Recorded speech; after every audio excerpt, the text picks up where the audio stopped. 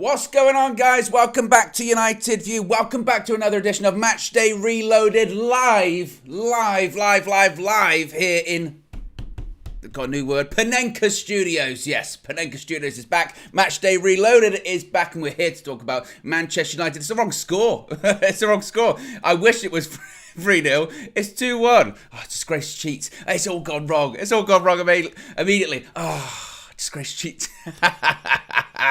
Manchester United 2, Manchester City 1. You know what it is as well? I was checking everything. I was making sure everything's right. We've got such a jam-packed show this morning. We've got so many clips. We've got so much reaction. We've got quotes from Ten Hag, Rashford, Bruno Fernandes. We've got reaction from Flex, Marcel, KG, Mina, Cam, Haley, everyone. So it's a jam-packed show.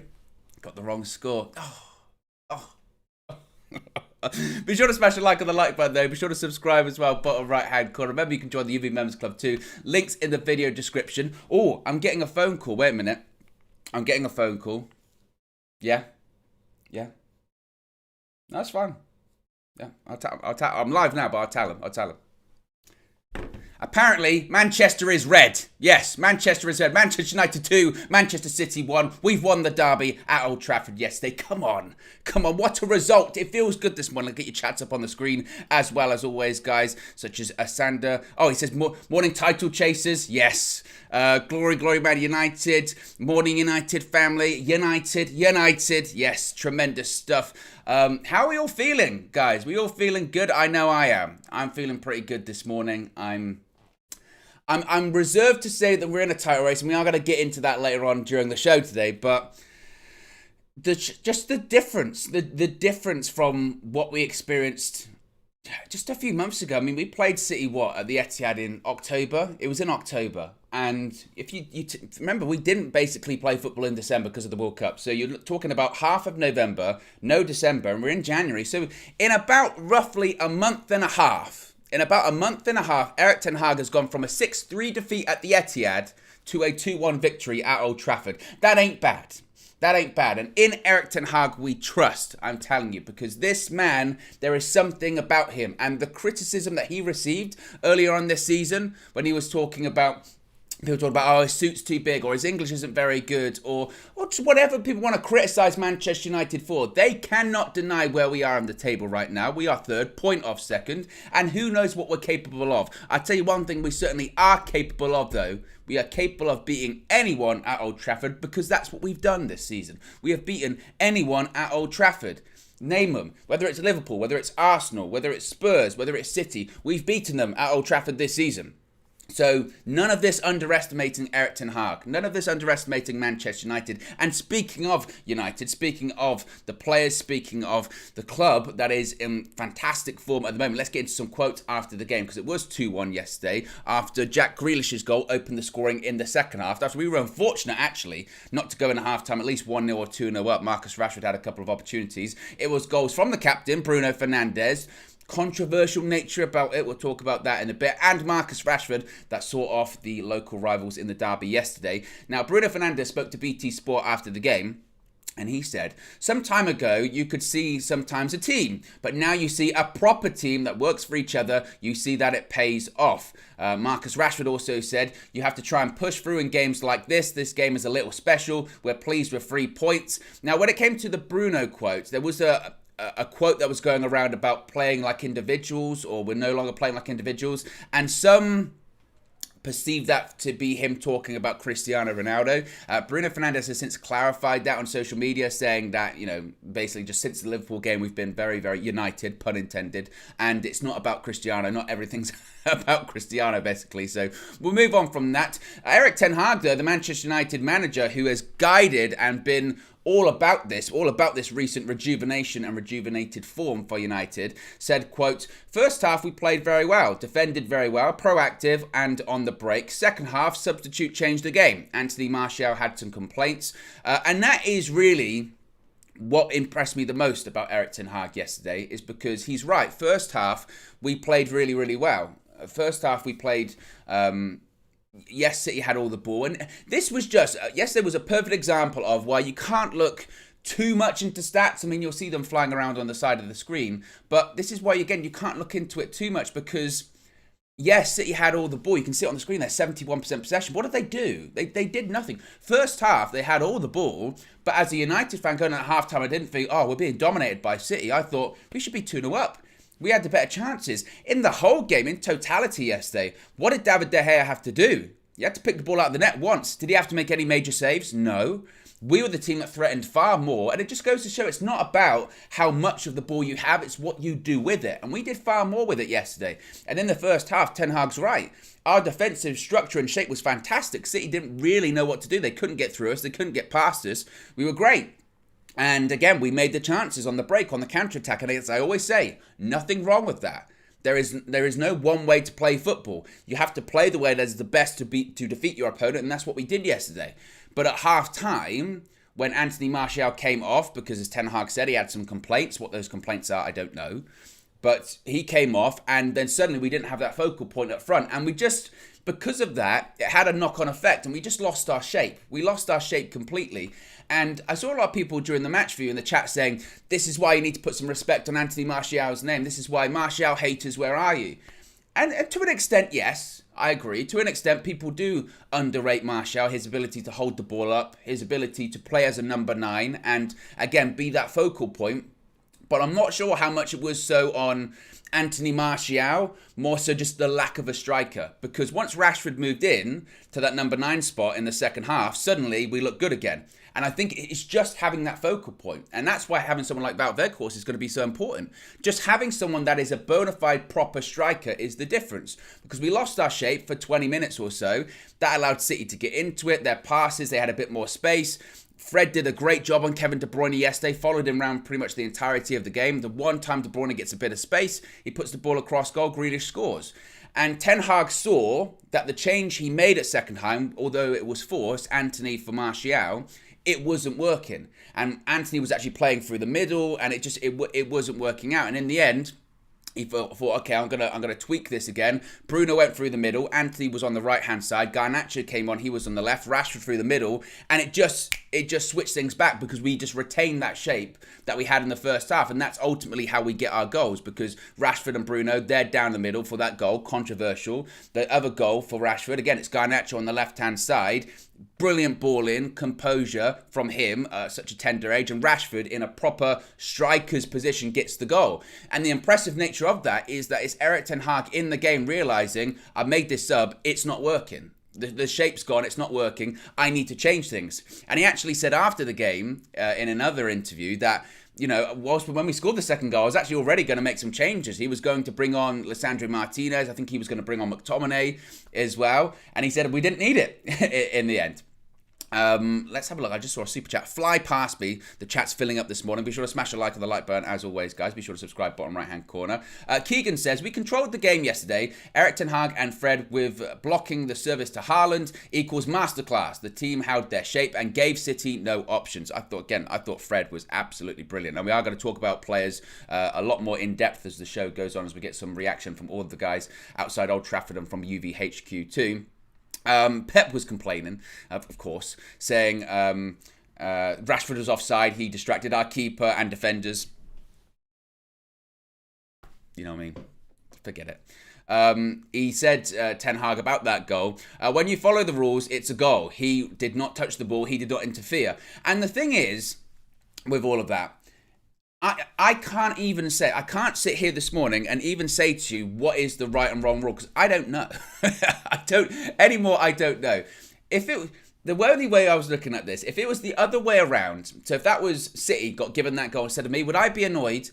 Of course you would be annoyed, but at the same time, I would still be looking at my defenders. I would still be looking at my centre-backs and saying, why did you just assume? In this time of all times, when linesmen linespeople don't put their flags up, you have to play on. And they didn't get close enough to the ball. They weren't close enough to Bruno Fernandes. And Pep's trying to argue that Ederson would have come out. No, Ederson wasn't anywhere near coming out. So you can argue about the legalities of it and go, oh, well, maybe they stopped because Rashford, or maybe they stopped because they thought it was offside. Do your job and wait for the consequences afterwards. And they didn't do that. And he didn't touch the ball. And in reality, was he interfering? Again, for me, I would less so be looking at rules and legalities. I would more be looking at what could we have done better. And they didn't do enough of that goal anyway. So forget it. Now, this is an interesting stat too, guys. You'll enjoy this. Manchester United are the first team since August 2021 to beat Manchester City after going behind in the Premier League. I think you enjoyed that. Ten Hag also said after the game, quote, "The belief is back, but there's still a long way to go. You have to be resilient. You have to get kicked. It hurts, but you have to keep going. Fight and deal with the painful moment." That's what Rashford did today, and he and the team got rewarded. In top football, you have to suffer. And that's what it is. He mentioned that quite a lot in the post-match press conferences that he did, Erik ten Hag, saying, yeah, you got to suffer. Against a team like City, you do. You're not going to have the ball a lot. You're going to have to show energy and work rate. You're going to have to show concentration. And as he said before the game, you can't be naive. Against a team like City, you cannot be naive. You cannot give them respect. Every time they get the ball, you have to go through them. And that's what we did yesterday. Malacia and Mahrez didn't give him a kick. Every single time Mahrez got the ball, received it, Malacia was right through the back of him. I don't know how he didn't get booked, but I don't care. That's what I want to see. Fred followed Kevin De Bruyne around the whole pitch. Again, you can't give them an inch. And that's what we did yesterday. We wanted it more. And as Ten Hag said, you have to suffer. Marcus Rashford, I thought he was going to go off. I really did. He said, my hip hurts. You saw it, he went, my hip. And for the first sort of 10 minutes of that second half, it felt like he wasn't on the pitch because he could barely move. He could barely run around and sprint. At the end of the game, he gets a match-winning goal. And as Ten Hag said, you've got to suffer. And it just feels like with Erik ten Hag, doesn't it? Every single key decision he has to make, he keeps getting it right. Every single time he keeps getting it right. Whether it's, substitutions, leaving people out, team selection, letting people play through injuries that maybe they should take off. He just keeps getting it right every single time. And that's a credit to the manager. And just think what this guy can do.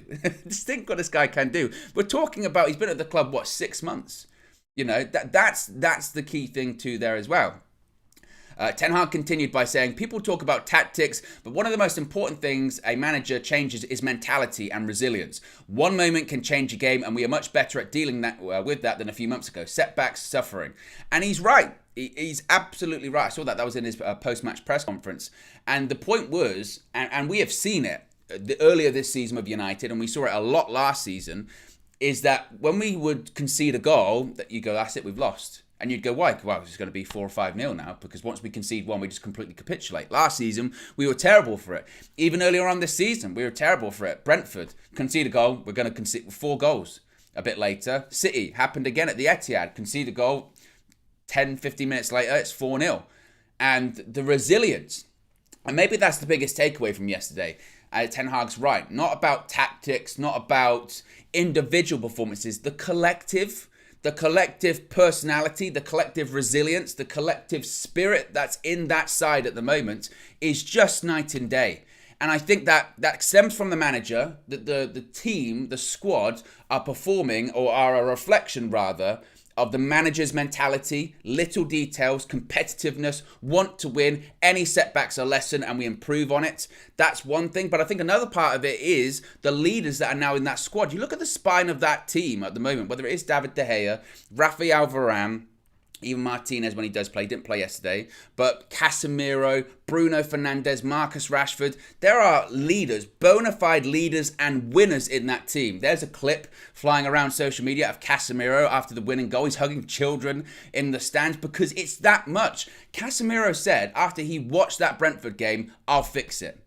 Now, it's not just on Casemiro. He hasn't just fixed it himself, but he's been a large part in it. As Erik ten Hag said, he's the cement between the stones. And you've got to have those leaders. You've got to have those winners in your side. And that's the key thing. Ten Hag also, when asked about the title race, if United were in one, Ten Hag said, fans can dream, but we are not getting carried away. He was also asked about Marcus Rashford playing through the injury, saying, quote, he learnt already, he knows, in top football you have to suffer, you have to sacrifice. Ten Hag then continued saying, we are in the right direction, but it's January. We need to improve, and I think there are still many aspects in our game that we can do better. But this is the quote. This is the quote, guys. This is the one that should really hit you there, wherever your heart is. It's early. I'm still tired from yesterday. Whatever, in your soul, somewhere deep inside, this is what should hit you. Ten Hag said, quote, this is why I came to Manchester United. This club is a monster. Old Trafford is a stadium with the right vibe. If you manage to light the fire, you get an amazing experience. Let's say that again. Let's say that one more time, because I don't think I did it justice. This is why I came to Manchester United. This club is a monster. Old Trafford is a stadium with the right vibe. If you manage to light the fire, you get an amazing experience. And I tell you what, maybe the fire hasn't been totally lit just yet, but there are sparks flying at the moment, aren't there, guys? There are sparks flying at Old Trafford. That place is rocking. It may be leaking, it may be rotting, but it's rocking at the same time, and it is on fire. And Erik ten Hag he's fanning the flames right now. He's pouring gasoline on it or petrol on it. Wherever you are in the world, that's what Erik ten Hag is doing right now. And I love that quote. When I saw that, I went, you're right. Manchester United is a monster of a club. It's been asleep. It's been a monster that's been weakened and drained of its power over the years. And we ain't there just yet. We still need new owners. We still need more players. We still need investment. But it's still a monster. And it can be woken up. And Erik ten Hag is doing his best to wake it up. Back this manager. Back this team. Back everyone involved with United right now, apart from the ownership, because there's something we can do this season. I believe it, and I hope you do too. Be sure to smash the like on the like button, guys. Be sure to subscribe, bottom right-hand corner. Let's get some reaction from yesterday outside Old Trafford. Starting off with Flex. Here's Flex's reaction to United's victory in the Manchester derby. The impact of the players' mentality, the impact of Erik ten Hag on the mentality of these players has been absolutely massive. This team never dies. This team never gives up. It doesn't. And it was such a huge win. And I think the way that we won was by application, was by understanding what the manager wants us to do and carrying those instructions out. And obviously you need a little bit of luck to go your side, because at 1-1, it does change the game. But then look at that. We go and get the second. And I know City and Pep can be disappointed and upset and outraged at why that was a goal. And if it was given against my team, fair enough, 100%. If it was given against us, we'd say the same thing. But at the end of the day, it was 1-1, and goals change games, and that did. And we just had the belief, even to get back into the game at 1-1, to create that chance. And then Garnacho comes in. And you know what I will say? This is back to Erik ten Hag again. His in-game management today, I thought, was absolutely superb. It's one thing picking a team and picking the right horses for the right courses, right? Bringing in Fred for more legs in midfield. Starting Luke Shaw at centre-back because he feels that he's got the momentum and he's probably just a little bit ahead of Martinez right now, which is a big shout. Bringing in Malacia at left-back. Obviously, Wan-Bissaka was forced upon him. Putting Bruno on the right-hand side. These are all things that are big decisions to make, but he's not scared to do them. But that's one thing. But then during the game, when the game's not quite going right, you need to then have your in-game management. You need to then look to your bench and how can you impact the game. And when you look at it, he brought Anthony on and he played through the middle for the first sort of 10 minutes of the 10-15 minutes of the second half. To me, it wasn't really working. I'm like, we have no threat going through the middle. And then obviously we went 1-0 down. I'm looking at it like, right, we need to get Garnacho off the bench. Eriksen was looking a little bit leggy, giving the ball away a little bit, looking a little bit tired, but done his thing. He's usually coming off about the 60th, 65th, 70th minute. And then you're saying, right, put Garnacho on, get Rashford in the middle, put Bruno back to the 10, get Anthony out wide. And it's almost like Ten Hag, I'm not taking credit for it, but Ten Hag just knew that was the right thing to do. And as soon as he did that, we just gave them absolute problems. You look at what Garnacho done. This kid is absolutely a breath of fresh air. Honestly, he's done so well. And a lot of it, it's not even rocket science what he does. He's just so... Shout out Flex there outside Old Trafford yesterday. Manchester United 2, Man City 1. The derby is won by the red side of Manchester. Fantastic. We've got a ton of super chats as well, actually. Let me get to these. Keegan says, Pep sounds like Klopp. Play to the whistle for F's sake. Lil Yo-Yo says, Pep studied the school of judgeology. Tremendous stuff. You know me, I love a pun. Uncle M says, rules can be wrong, but you can't change it midway through the season. How many goals were taken away from Rashford by the stupid handball rule? Hashtag cry more. And that's the thing, isn't it? That's the thing. The problem is, with any kind of rules of football at the moment, is that I don't know about you. I can speak for myself. I don't know about you, but I have no idea some rules now. I don't know if that was offside. I don't know if it wasn't. It used to be interfering with play. Then it was only before that is if you touch the ball. Then after that is if you touch the ball. I don't know. What I would say, if again, as to repeat myself, if it was the other way round and United had conceded that goal yesterday, I'd still be saying play to the whistle. Don't stop. Close the ball down. Go through the player. Do something else. They did not do that. That was the difference there. And Viper says, Rashford needs to be protected or we are in a crisis as well. Yeah, well, look, Marcus Rashford, that's who I was going to talk about after Flex's reaction there. Marcus Rashford, I mean, it's just what more needs to be said. I feel like for every match day reloaded show I'm doing at the moment, I'm talking about Marcus Rashford, but it's justifiably so. The guy's getting man of the match performances. He's getting goal-winning performances. We've had a lot of games at home recently, but Marcus Rashford, he's scoring in every single game. What's that? 9 consecutive goals at home right now. It's incredible. And you know, the ironic thing is actually as well is that yes, he got the winning goal yesterday at Old Trafford. He could have had a hat-trick. He could have had a hat-trick yesterday. He had real opportunities, particularly in that first half. He had 2 opportunities. One when he went round Edison, and I think it was just confidence. You were saying maybe blast it or place it. He did kind of neither. The one where he was one-on-one with Edison, I think that's a better chance. It's the heavy touch. He does try and lift it, but because his touch is so heavy, Edison is able to make the save there.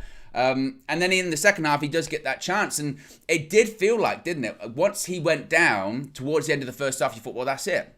He's going off, because his reaction was down on the pitch. You could see he was almost in tears. He was going, oh, my hip, I've hurt my hip.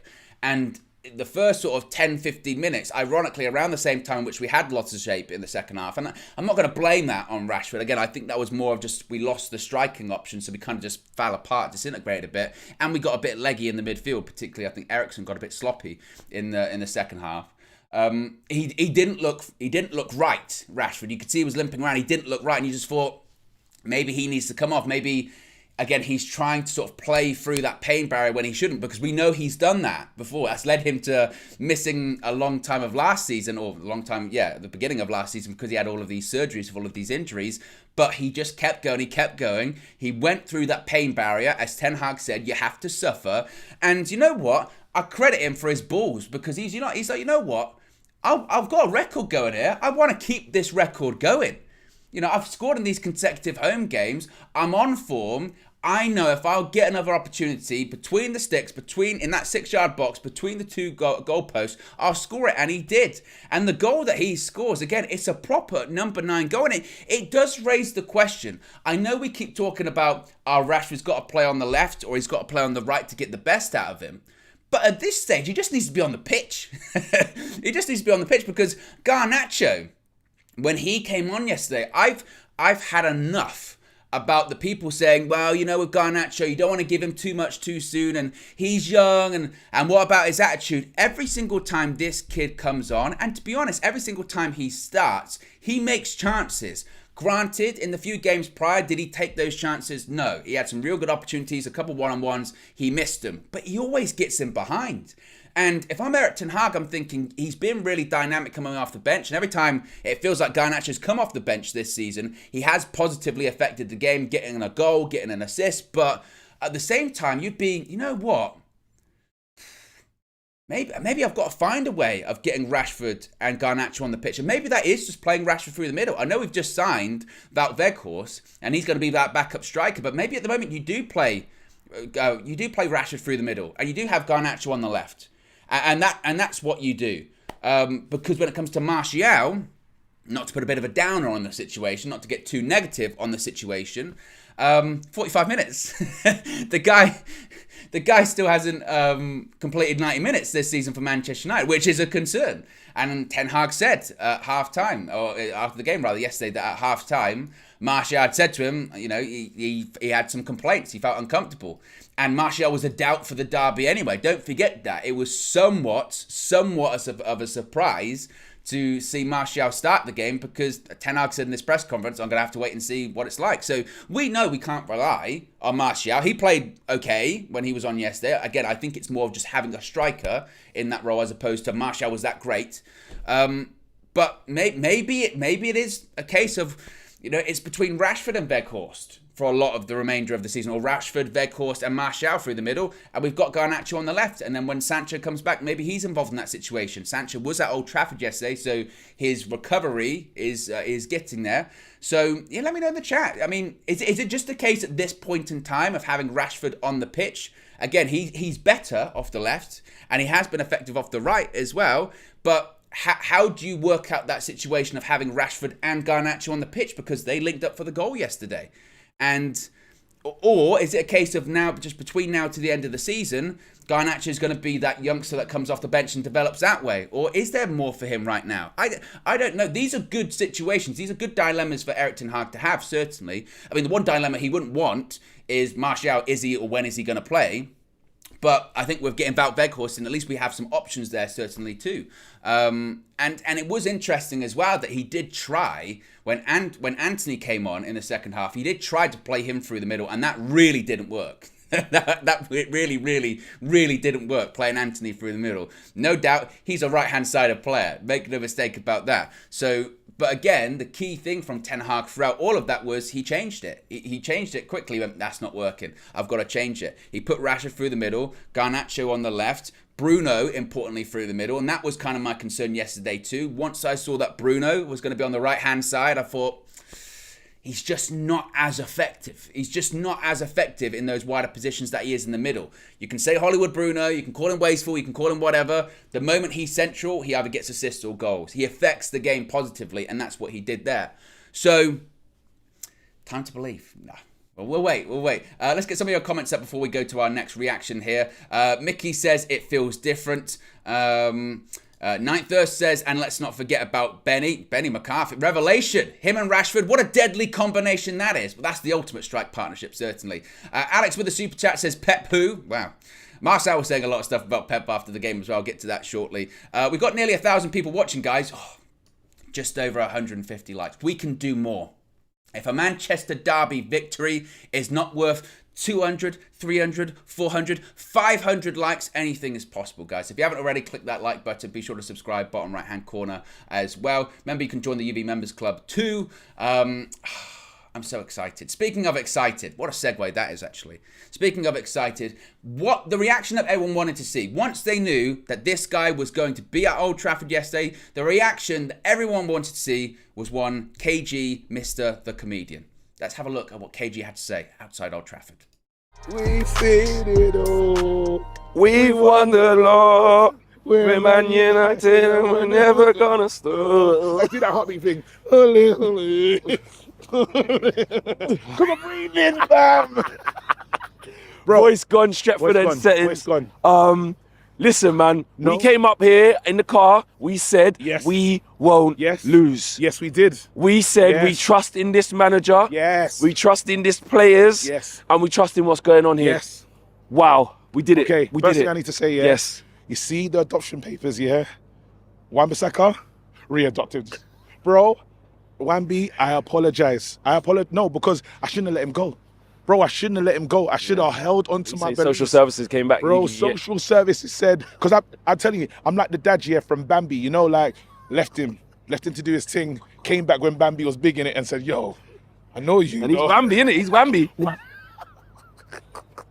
He's Wambi. Bro, he's back in my life. Yeah? Yeah. You fully adopted him back again, Bro, yeah? he's back in my, bro, you saw me. What I did. Unbelievable, yeah. He's they're bringing the ball down away. Huh? There was one time he jinked it and I had Rodri fell on the floor, then he got out of it, then he got up, hooked it around the side. Yeah. and I had the little walkway. Yeah. Like I was a manager. Yeah. Bro, you saw what I did. Yeah, I put yeah. my hands on my head. I said, come. And it was only because it's like, you know, when you go goals and someone gets a nutmeg. Yeah. And you're excited. Anyway, enough of that, yeah. Our manager is managing. You're looking, this is our house, bro. You can't come here. You don't get to come here, bro. The difference is, you got to say, like, from a centre-back thing, bro, sure, Haaland. Bro, Haaland is one of the most feared strikers, yeah? He's got Shaw in him. He said, "Raw, Shaw, do your thing." But what's beautiful about it is Varane, the Wraith, the Ghost, the Phantom. There's a Wraith Ghost. There's a Wraith Ghost Phantom Rolls Royce literally over there. You don't know. KG is shameless. KG is shameless. But he's right. KG is never wrong. Make no mistake about that. He may be shameless. He may be reckless. But the guy's never wrong. And the credit that Aaron Wan-Bissaka deserves coming off of yesterday's performance is absolutely immense. It must be said. I mean, what a turnaround. I mean, we're talking about turnarounds for other players. We're talking about turnarounds for people like Rashford. And we're talking about people turnarounds for other players. But Aaron Wan-Bissaka, if this game was before Christmas, Aaron Wan-Bissaka, he wouldn't even be in the squad. let alone the starting 11. He wouldn't even be near. We were talking about, heading into this January transfer window, there are still discussions about Wan-Bissaka, should he be going in January? Wolves are sniffing around, Palace are sniffing around. I bet they are.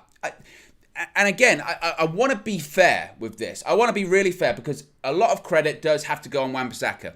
Because ultimately, it has to come from in here. It has to be internal. It has to be intrinsic motivation to get better, to apply yourself. Lesser players with lesser mentalities could say, look, I'm halfway out the door at Manchester United. It hasn't gone the way I've wanted it to. A player is firmly got that right back spot locked down in Diogo Dalot. Also as well, I see the reports, I see the rumours, I see the murmurs and the speculation. They're looking for a right back. In the summer, they were looking for a right back. If we had money right now, I probably wouldn't be here. They'd have probably got another right back. But this guy thought, you know what? This is my last chance. I've only got a couple of weeks, months to secure my United future, or at least try and give the manager an option to say, hey, maybe we should keep you. Because the manager don't rate me. Clearly, look at Erik ten Hag in pre-season, and throughout the season so far, he doesn't rate me. The turnaround in Aaron Wan-Bissaka it's been fantastic. Absolutely brilliant. That first half yesterday, or for however long Phil Foden was on the pitch, he had him in his pocket. I mean, absolutely in his pocket. And not only that, because that's been the thing that people say about Wan-Bissaka, isn't it? It's actually defensively, you know what? Defensively, Wan-Bissaka's pretty good. He puts in good tackles. You know, that's his okay game. Even I would still say, check your shoulder a lot. You know, track your man. That's one thing. But at the same time, I mean, because I see this, I've seen this comment quite a bit here. Wan-Bissaka's positioning for the goal was crap. And maybe it was, but at the same time, there were lots of points of failure for that goal. First of all, Kevin De Bruyne, that run was not tracked. If you do not track Kevin De Bruyne for a run, he will find the free man. And I think there are points of failure there. And I would say, again, Wan-Bissaka, even if you're going to say, oh, negatively for that goal, he contributed to the first goal because the build-up play was through him. So, I think he deserves a ton of credit. It's interesting now because I would ask you, the UV community, who are joining me this morning, over 1,000 people watching, be sure to smash a like on the like button. Who is United's right back at the moment? Who is the number one right back? Is it Diogo Dalot? Or if you're Wan-Bissaka and you do a performance like that in the Manchester derby, is it 50-50 once again? I don't know. I really don't know. Ten Hag does not like to tinker too much with a side that's playing well. That's the interesting one. I would still probably say Diogo Dalot. I think in Erik ten Hag's mind, it's Diogo Dalot. But what I would still say is now the drop-off isn't as high. That's the difference. Yesterday, again, my point being is that if this was a couple of months ago and you would say Aaron Wan-Bissaka starting against Manchester City, oh no. But yesterday, he did well. He was competent. He was better than competent. His touch, I don't know what's happened to his touch, because for a guy that suffers from major condition known as Brock Furtz, he literally has recovered so well. And a couple of his touches yesterday were fantastic. Absolutely brilliant. And again, I think he deserves a lot of credit. And I think Ten Hag deserves a lot of credit as well, certainly. And speaking of defenders, Luke Shaw. Bruno Fernandes on Instagram called him the centre-back that we signed in January. Luke Shaw is a left-back playing at centre-back. He's keeping a World Cup winner in Lisandro Martinez out the side. And already, I look forward to that Barcelona game at the Nou Camp, and I say, I'm a bit less worried now, because that first leg, we knew that Martinez was suspended, and we went, who's going to play? Harry Maguire at the Nou Camp? Oh no. Victor Lindelof? What are we going to do? Now we just go, it's going to be Luke Shaw, and it's going to be fine. That's the difference. And again, Luke Shaw, composure, his technique, I'd argue, in that Manchester United squad, Luke Shaw has the best touch out of anyone. His touch is right up there. Technically, he is underrated for his touch and his close ball control, Luke Shaw. And yesterday, again, just composed. He was against Erling Haaland. This giant man, mountain of a man, Terminator of a man, Luke Shaw, no problem. And now, again, even the centre-back positions, you go, actually, we've got quite a lot of centre-backs now. We've got Varane, we've got Shaw, we've got Martinez, we've got Lindelof, we've got Maguire. That ain't bad. That ain't bad options. And now, I wonder, I mean, Martinez will get back in the side, clearly, but it's just another option. It's just another option. And again, I think that's so positive. And again, people like Shaw, people like Wan-Bissaka, players, again, that last season were getting criticised, really heavily criticised. they're now turning things around, and there's the reasons to be positive. And again, I know that, Sally will say here, don't overhype us. Top 4 is still the target. And I don't believe that we are fully in a title race just yet. I think come the end of the month, we'll see. We overgot this first hurdle, which was beating City. That's one step. Let's see what happens today with the North London derby. Let's see what happens next week with the Emirates. Let's see what happens midweek with Crystal Palace. But who knows? There's still a lot of time to go. We're still in a lot of competitions. And as we've seen in football, things can fall apart fairly quickly. But at the same time, we won a real positive game yesterday. And we've got to be positive about that as well. And it's about finding that line. Where are you comfortable with that line? Are you comfortable with going all in after yesterday? Are you comfortable going, hey, I might actually believe in a couple of weeks? Or are you still backing off going, wow, we've seen it all before? So that's up to you, certainly, as well. Let's get some more reaction yesterday. Let's hear from Marcel. Yes, Mr. Positivity himself. He spoke to Flex after United's derby victory. Sure, man. Luke Shaw. This guy's playing unbelievable. Yeah. Like, do we just need to put respect on his name now in terms of like he's arrived at his highest level now. I feel like he's reaching. We always like I want Luke Shaw to just show me that doesn't matter whether it's left back or centre back. I think he's arrived. What do you think? Reliable. Yeah. Reliable. Wan-Bissaka, reliable today. Ten Hag's been asking that for players. I want reliable footballers. Wan-Bissaka, reliable. Luke Shaw, reliable. Varane, we've had injury problems. Come back, clearing headers in important moments. Reliable. Malacia hasn't been performing well at the moment, but today, top performance. Very reliable. And, they're lucky that they got their goal, if I'm honest with you. We had Martial's very laboured in that front line. That's where they were coming in. Because we're meant to be proactive footballers. That's what Ten Hag wants. And Tony Martial just wasn't proactive enough for us. So they were kind of coming in. But I think that was deliberate. I think we were allowing the footballers to come in through the middle. And then you just got Fred in there that's strong, that's going to press and hitting into... Big choices. Look at some of the things that Ten Hag has done today. Bringing in Luke Shaw. Yeah. Bringing in Fred, putting Bruno on the right, and then making a change at halftime. Anthony through the middle, right? That's not working. Eriksen, you off. Rashford up front. Garnacho, you on. Just constantly moving parts. Tinkering Ten Hag, man, and he's much better than Pep. Way better. Way better.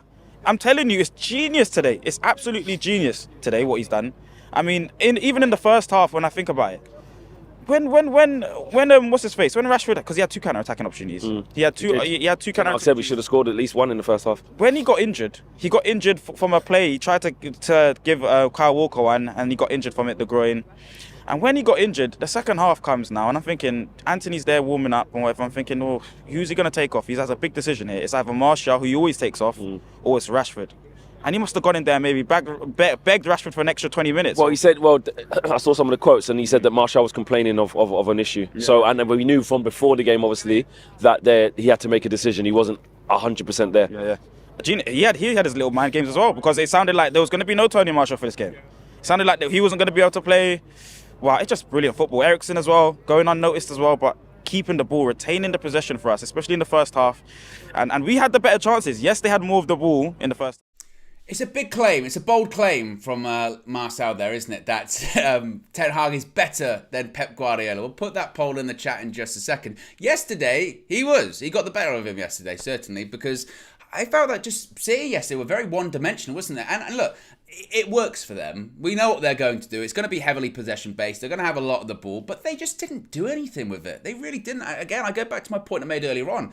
First half, I went out at half-time. Ten Hag said that he did as well. I think most United fans did, going, should be winning this. We look more dangerous. We look like we're threatening more. Yeah, City can have the ball. City can, and again, that's how you beat City. You let them have the ball, and when you win it back, you're direct, you have sharp pass, and that's it. And that's what we did. Couple of quick goals, second half, get the victory.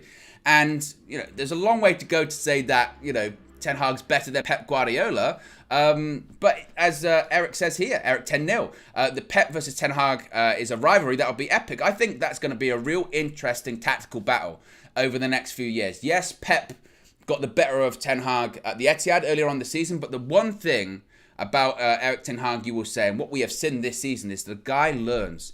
The guy learns from mistakes so quickly, doesn't he? He really does. If there's a setback, if there's a defeat, if there's a tactical battle that doesn't go his way, he learns from it. I think to earlier this season when we played Brighton, and we lost, and we just got completely outdone by Graham Potter's Brighton. When we played Chelsea at Stamford Bridge, we dominated them, absolutely dominated them for 30, 35 minutes or so, because Ten Hag knew what Graham Potter was going to do at this point. And ultimately, we should have won that game. Again, if we were more clinical, we would have won that game easily, but we didn't. So, Ten Hag, again, he learns from these mistakes. He learns, and it'll be fascinating to see if Pep Guardiola learns from Erik Ten Hag, or if this is a case of Ten Hag saying, I've got your number, or I know what you're going to do now. It's certainly going to be interesting. V Cobra is the latest member of the UV Members Club. Welcome. You can join V Cobra in the UV Members Club by clicking the link in the video description. It's also the pinned comment in the live chat. You get your badges, your emojis, your exclusive members only content as well. There are so many emojis at the moment right now. You can get them all in the chat right now. I'm sure you will, the UV community. There's Flex, KG, multiple KG, there's Boy Kev, there's Marcel, there's Mina, Queen Mean, there's the flip-flop, there's red card, yellow card, there's loads. You can get them all in the chat right now, certainly. Again, there's plenty of UV content coming in the UV Members Club over the next couple of weeks as well. Plenty of content filmed over the last few days. Excellent stuff. Speaking of the emojis, one of them is Mina. Now, Mina was back in the match review. The match review was back yesterday in UV HQ. We've got some match highlights from that as we get on here in the show. But I spoke to Mina after the game and asked her what she thought of United's victory in the Manchester derby. Here's a closer look. So I think that was a big thing. And another thing that I think that was pretty key was Fred. I think Fred was a big part. He runs. He runs. I said it, guys. I said it. Everyone laughed at me last time when I said that Fred runs. Yeah, but today we saw it. He was running a lot. He was literally following KDB everywhere KDB was going, and particularly in the first half, where I feel we had more control of the game compared to the second half. I think in the first half, when Man City were in possession, and I guess that this was Ten Hag's tactics, you saw Eriksen following Rodri. So when City would shift central and try to play the ball through the middle through Rodri, Eriksen was following him, kind of cancelling him out of the game. Then they would shift wide and try to bring KDB into it. Fred was there, he was cancelling him out of the game. And I think that was pretty much the sequence for the first half, which kind of allowed us to shut certain City players out of the game. It's only in the second half where I guess Pep said something to them in the changing room. And also, we're allowed 15 minutes to kind of just get into a slump. But for me, the most impressive thing is that we got into a slump, we conceded, and we still went ahead to win the game. And I said it before, I was saying throughout the week that I was feeling quite confident that we could get something, because I feel like this is a different Manchester United. But also during the stream, I was saying 2-1. When we were down 1-0, I was saying we're going to score. I could feel a goal coming. You weren't even just saying 2-1. You were saying the actual minute. I mean, is there some weird clairvoyance going on that we're not aware of it? Not only the luck of winning in UVHQ, actually saying when goals are going to happen, getting visions. This is crazy stuff. Speaking of crazy stuff, Rashford, his form at the moment is incredible. His record of scoring is incredible. And today, he might not have even been playing at 100% for the majority of the game. He had a bad hip, still gets a goal, still wins the game. I could even say that he had an assist for that first goal, because what he did was clever, and I'm glad he left it there. Obviously, a lot of people are going to argue about whether it should count or not. At the end of the day, the goal stood. I'm not going to argue. I'm not going to argue about that. But Marcus Rashford, 16 goals, 6 assists, 26 games. He's on form, if he continues the way he is, to hit 30 goals / assists for the season, maybe even a little bit more. Shout out Mina, Queen Mean, or the Minions, or the Meanies, whatever they're called. What did we settle on in the end? Was it the Minions or the Meanies? I think it might have been. I like Minions and I like Queen Mean. Nevertheless, shout out to Mina as always, and I'm really glad that she shouted out Fred for that game, because I do think Fred deserves a lot of credit for yesterday's performance. And yesterday is the perfect example of the perfect game for Fred. Fred cannot play every game in a Manchester United side and you win things. I was nearly going to say the title, but you win things, right? If you're relying on Fred every single week, that's a problem. But when you've got games like yesterday where you need someone that's got energy, that's got legs, that's got, as Mina says, he runs. When you need someone to do that and you need someone to focus on one player for a period of time, that's what Fred does. He can do that to perfection. He did it earlier on in the season against Spurs. He was brilliant. He did it yesterday. He followed De Bruyne around the whole pitch, and his energy was so required. And for a guy that gets so criticised so often, and certainly has been throughout his Manchester United career, he did what he needed to do yesterday. And I think he deserves a ton of credit for that. At the same time, when it's the right time to criticise players, we can't let agendas get in the way and just ignore someone that had a fantastic performance. Fred played brilliant yesterday. yesterday. He played really, really well. He was just as important as any other of those midfield players because he did his job and he did it properly. And again, that's what Ten Hag will look at. He'll look at a player that's coachable. He'll look at a player that followed the instruction. He'll look at a player that was, as I said, I want a bastard. Fred was that yesterday as well, putting in tackles, not letting anyone have any space. If you let that City midfield, that City side, those City players, particularly Kevin De Bruyne, have space, they will score goals, they will win the game. The one time that De Bruyne managed to get some space, they scored. And I'm not even necessarily sure that was because of Fred. I just feel like it might have even been Rashford's run. He was meant to be, he was a runner coming into the box, De Bruyne, and he just managed to get space. And he was fantastic. And look, there were people going into the game yesterday saying Fred has to start. Fred has to start for that reason.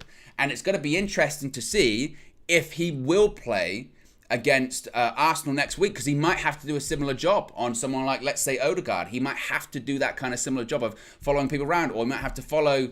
I know I'm not sure who it would be, but I would think possibly Ten Hag might look at a similar situation or a similar role for Fred at the Emirates next week. Don't expect him to play at Palace because, again, that's not the game for Fred. The game for Fred is the Jason Park role, really, isn't it? It's that, big games when you need to do something specific, you need to focus on one player, that's what you're there for. Park didn't play every single week, but he played when it mattered, and that might be Fred's role going forward. He might be... Again, really critical to those big games. As Compost says here, he'll put Fred on Partey. It might be that. It might be that. V Cobra says reports say Fred was seen this morning following De Bruyne's car. Unconfirmed rumours. We still don't know. But yeah, I think that's going to be really, really important. Let's get some more reaction. Let's get some statistical, tactical analysis from Cam. By the way, I have seen people going, when is the tactical view coming back? Very, very soon is the answer to that. But in the meantime, here's a reaction from Cam outside Old Trafford. What a game. What a game. Battle of the Baldies, we've got the better one. Pep, he came out, he said he's got some ridiculous ideas, nice tactics. Didn't work, did it? Flopped, failed, mess. Yeah, I mean, look, everyone's going to talk about that first goal that we scored at the equaliser, saying that it shouldn't have counted and stuff like that. I've seen it back. Yeah, okay, cool, you ride your luck. That's for them to give the decisions, not for us. But the belief in the team to stay in the game, okay, to manufacture the goal that, okay, maybe shouldn't have stood but did. But then it's 1-1, you still got to go again. Garnacho off the bench, massive impact on the game. Oh, Garnacho was brilliant. He came on. Look, Rashford looked done at half-time. When he went down injured, the rest of that half, yeah, he couldn't move, he could barely run, couldn't press anything. He came out second half. He was probably still injured, but that comes from up there, somewhere. He's a Manchester lad. He wanted to run. He wanted to do everything for the team. He kept closing down. Whether it's Edison, whether it's the centre-backs, whoever it is, he kept going. You could split that game down into different periods. That first half hour, where we won that was Erik Ten Hag's organisation. It was incredible. Yes. You split the game into periods. That first half an hour was tactical organisation, fantastic. What did we do well in that first half? What we did well, one of the most important things, well, the way we press, we've said this so many times, we set up with a front three that sort of opposes the opposition's keeper and centre-backs. That's the idea. Normally, they sort of press from sort of the outside, from the inside out to sort of get pressure on the centre-backs as early as possible. And then if the ball goes out, we go back and try and recover. This time, today, we know that the way City play, they want to play through the middle. So what we did, when the wingers were pressing their centre-backs, we went from the outside in. So you'd always see, when the ball goes out to Akanji, Rashford would be going from the outside back in to cut off that pass to Kyle Walker first, force them back into the middle. And in the middle, we had Christian Eriksen, Fred, we had Casemiro. They were tight on their men. They didn't give them anything. When Haaland dropped deep, Shaw and Varane followed them. Varane, I saw that Varane was going right in on Haaland, who Every time. barely touched the ball. I probably had about 5 touches the whole game. Every time, that pressing in the first half, that first half hour was absolutely brilliant. We showed them exactly where we wanted them to play, in that central area, because we knew with Fred's energy, we'd be right on top of them. Casemiro's in the right place all the time. So that organisation... Shout out to Cam there, Statman Cam. As I mentioned, Tactical View is coming back shortly, and I can't really say much more about what he said about Erik Ten Hag there, because I think he's spot on. Again, Erik Ten Hag got it absolutely spot on, and the interesting thing truly will be, is Pep Guardiola in the next meeting next season, or maybe later this season, who knows, cup competition, not the Carabao Cup, probably the FA Cup, if that does happen, will be, does Pep Guardiola adapt, or does Pep Guardiola learn from that? Because Ten Hag's clearly learnt from the defeat at the Etihad, but Pep has one way of playing. Ten Hag, he had great organisation in the first half. He said, look, Fred, you're going to go on De Bruyne. Malacia, shout out to Real Malacia, by the way. He was absolutely brilliant yesterday in the sense of, and I look back to a couple of the games he's played this season at Old Trafford, and Malacia, yesterday, Mahrez, every time Mahrez got the ball, went through the back of him. Didn't care if he gave away a foul. Sometimes he did, sometimes he didn't, but he let Mahrez know he was there. I think back to when we played Liverpool at Old Trafford, it was the same against Mo Salah. Salah got the ball, Malacia right up against him. Energy, grit, again, just a bastard. Right through the back of him. Complain about a foul or physicality. No, you're in a game. Same with Saka at Old Trafford as well. Saka maybe got the better of him a little bit more than the other two did, but still, it was a fight. And that's what Malacia is as well. He's a bulldog. He's an absolute bulldog. Yes, going forward, he maybe want a little bit more quality, and in certain games, that's when Luke Shaw is going to play left back, when you need that just a little more technical now. So you need that better delivery in the box, or you need that person that's just got a better touch. But Malacia, in those kind of games, when it is sort of, again, it's fighting. You're fighting with the winger, and that winger is fast, they're technical. Malacia, he'll just give you energy. He'll give you energy. Again, he'll be at the defender. He won't make it easy for them. He'll say, look, deal with this atmosphere. Deal with me. If you can get past me, then fair enough. But I'm going to give you everything I've got, and you're going to be in a fight for 90 minutes. And that's exactly what he was yesterday. And that's why he is, we're talking about Fred being tailor-made for those games. It's no coincidence, certainly, that those big games at Old Trafford, again, Liverpool, Arsenal, yesterday with City, Malacia's playing them for a reason. Because, again, he's that kind of, he's that kind of player. He's up for those big games. And I think he deserves a huge amount of credit for that, certainly, as well. I want to get some reaction from UVHQ as well. Haley, shout out Haley, made her match view debut yesterday. A lot of people saying they really enjoyed Haley, so shout out Haley. She'll be back for some match views in the future as well. But I spoke to her after the game, spoke to her about Erik ten Hag, and I love this reference. You know me, I love a Marvel reference, and this one from Haley is excellent. Right man for the job, just like Erik ten Hag. How much credit does he deserve? I mean, that man is collecting infinity stones with these Premier League managers. Klopp, done it. Conte, done it. Pep, done it. Arteta, done it. Who's next? Arteta again. Come on. Exactly. It actually has, that works as well. That's a proper reference too. Is that the next step then when it comes to possibly for the title? You mentioned those victories. They're all at home. So the next step is, say, when we face Arsenal away, if we can get that big away result against the top 2 or 3 side, is that the next step that we're looking for? Absolutely, because you know what? The Emirates has not been a happy hunting ground for us. The Old Trafford used to be a happy hunting ground for City. So if we turn it around with that, we can turn it around at the Emirates. Yeah. Collect those 3 points. Shout out Haley yesterday. Spoke to her again. Amazing match view debut. I know the UV community will be filling the chat with applause. Excellent debut. Flowers go to Haley. Yeah, that is the next step, isn't it? You know, what we have seen this season from United is these big victories against the top sides at home. The next step will be, what can we do at the Emirates next week? But before we even get there, before we even get to the Emirates, we've got to win a game at Selhurst Park, which isn't easy as well. And, you know, ultimately, again, it is too early, I think, to be talking about titles. But certainly, I think we should be looking up as opposed to looking down. I think that we're in a really good position when it comes to top 4. And that was kind of our sort of, is even that going to happen this season? So the fact that we're looking up as opposed to looking down is a massive positive. Again, plenty of time to go, and there's a lot of chat about Harry Kane saying 1 striker away. That's another conversation for another time.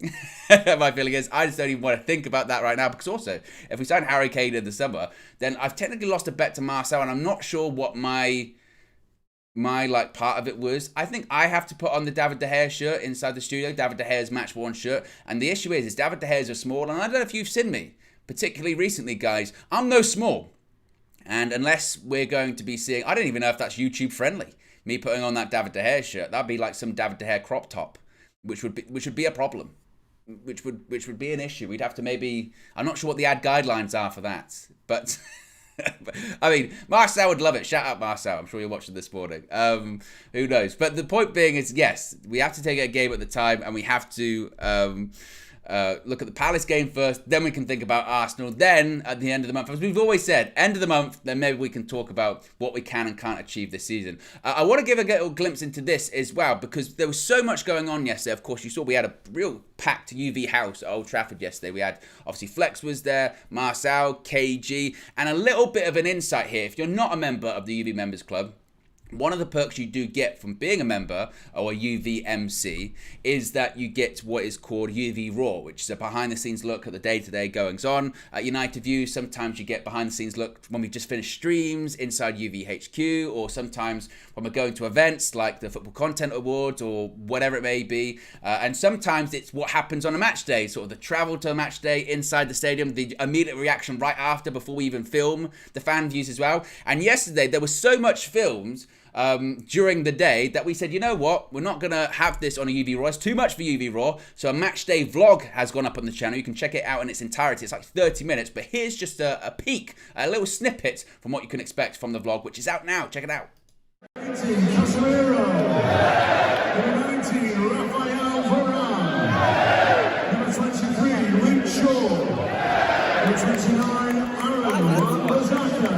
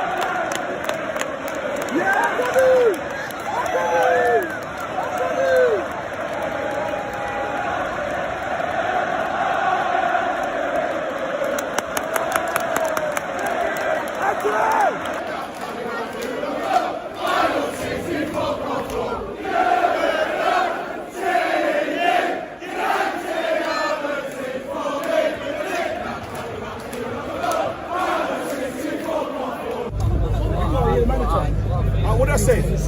What'd I say, bro? I'm not scared. We're not scared of them. We're not scared. And it's clear. Eh? It's clear.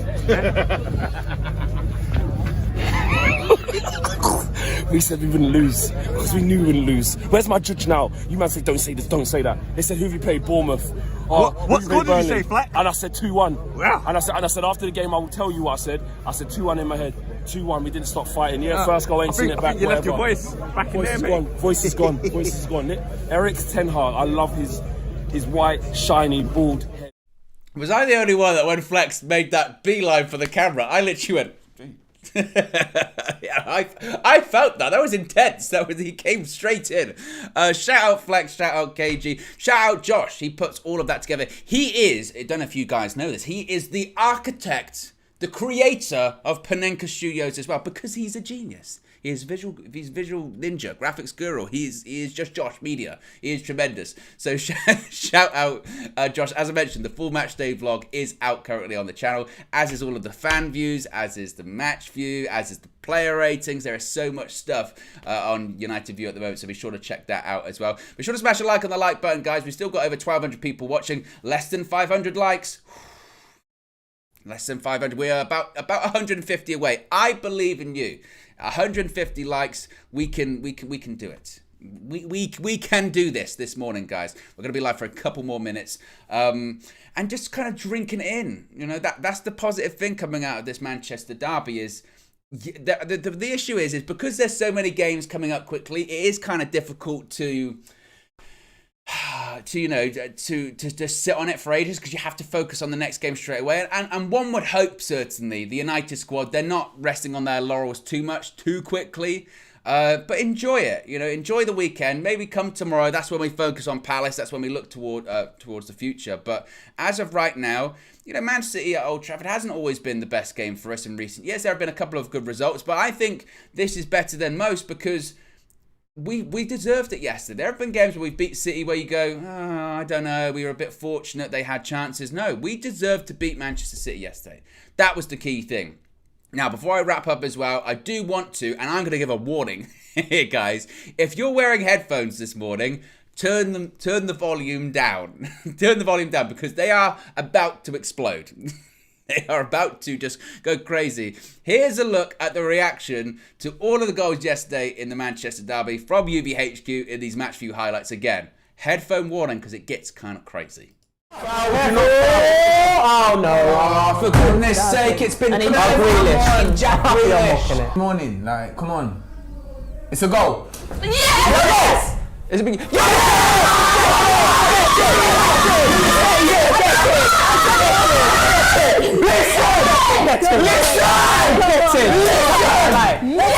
Come on, man! Yes! Get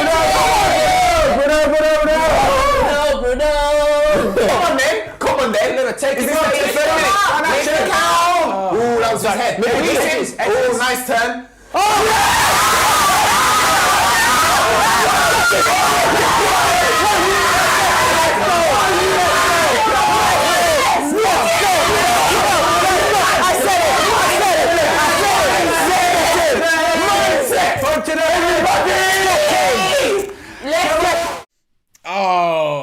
It just feels good, doesn't it? It just feels good to be celebrating big moments. I remember the days when we didn't win games in UVHQ. We didn't win a game for like a year. That studio was built and we didn't win one for a long time. So the fact that we're winning games now, the fact we're coming back from behind, it does feel very, very special. Again, there is still plenty of time to go. There are still plenty of games to be played. So maybe we don't get too ahead of ourselves already, but certainly, guys, we can believe and we can be happy. And that's the important thing. What did Erik ten Hag say in his first press conference? He said, era's come to an end. And yesterday, Manchester City lost the Manchester derby, and Liverpool, they lost 3-0 to Brighton. Maybe that's era's coming to an end. Have a great Sunday, guys. Be sure to smash the like on the like button. Be sure to subscribe bottom right-hand corner. Remember to check out all of the videos that are up on United View at the moment. The fan views, the match view, the player ratings, the match day vlog, all of the above, and plenty of content coming soon. I'm out of it. Peace.